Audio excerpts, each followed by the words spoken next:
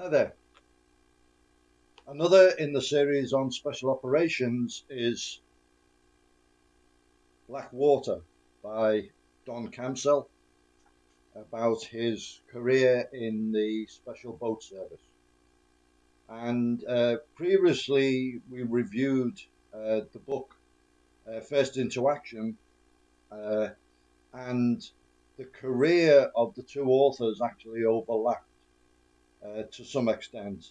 Don Camsell joined a little bit earlier than Duncan Falconer, but some of the same operations are discussed in both books, which makes it interesting.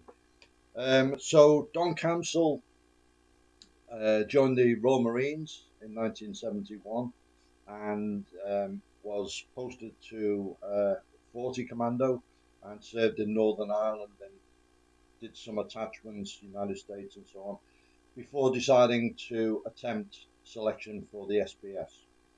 And he goes into it in detail. At the time, he was the youngest to attempt it. There was a pre-selection phase of 2 weeks, which whittled everyone down. Very, very arduous things. For example, also initiative test. They were split into teams, and each team was given a bomb trolley, which had to be pulled, towed, um, and they had to make their own clothing out of sacking, stitched together, and they were dropped in the Pennines and told they had a certain amount of time to make their way to Portland Naval Base. Off you go. And a very similar type of thing was done in the movie, The Cockle Heroes, but without the bomb trolley. This kind of initiative task. And actually, I was on when we were doing the Miss World security.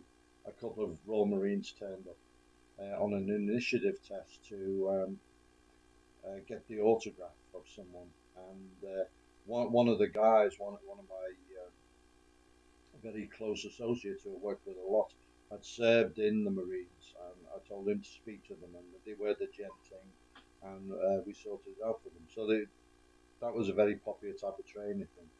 After that was the full selection phase, which involved a lot of beasting, a lot of cold water, um, very muddy, weed-filled lakes in the dark, to get them used to the maritime environment and so on.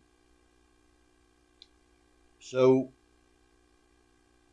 like the previous book, he talks about the submarine operations, the E&E, entry and exit procedures, of which things can go wrong, um, but was a very important um, method of infiltration for the SBS. So talks about that.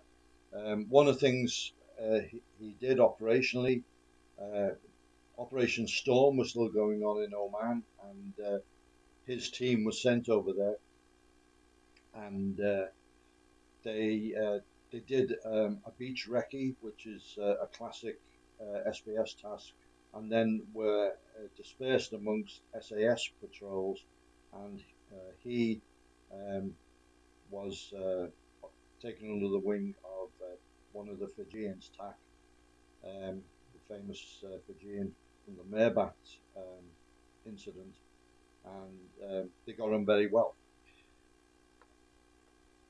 So another operation they talk about involved canoes, and this was back in Northern Ireland when it was decided to insert uh, an SBS patrol into a certain area which was near the coast by canoe to carry out observation. So they launched from a submarine into heavy seas. They talked amongst themselves and they reckoned it was a go, but it was probably the seas were too heavy, and they capsized and came ashore with very little of their kit soaking wet. The only cover they could find was in the bed of a stream. So they lay there in the observation point for 17 days without any hot food or drinks before being extracted, and never saw a person. So it was a negative information. He didn't seem to have a lot of luck with canoes, because on a subsequent training exercise in Norway in one of the locks, um, two of the canoes operating together encountered ice which ripped through their skins, and they actually, his canoe capsized and they had to do a roll to get it back. But then they both sank so they were up to their chest in the water, in the freezing water. And medical science said you had 20 minutes of that. Well, they were there all night. And finally, they saw some activity on the shoreline. And Don Camsell lit a flare and held it in his hand, and he didn't even feel it burning. Um, but then a car drove off, and they were rather despondent. But then what had happened? The little girl living near the shoreline had seen them and shouted to her mother, and they jumped in the car and went to the base. And next thing, there are rigid raiders coming through the loch and managed to rescue them. And they had to, the rewarming was something epic, but then they had to give presentations to various medical institutes who couldn't believe that anyone could survive those conditions. I actually read this book. I picked it up at an airport and I read it when I was going overseas once. And it was a pretty cold night when I was reading it, reading that particular story. And it made me even, I was actually shivering just reading about his ordeal. So another episode in his career was he joined the Det 14th Int. He talks about the training, and he was there in the same Det at the same time as Duncan Faulkner, apparently, because he also describes the ambush in Dungannon, where one of their guys was shot. Fortunately, he survived. But it was a very interesting episode. Also, he was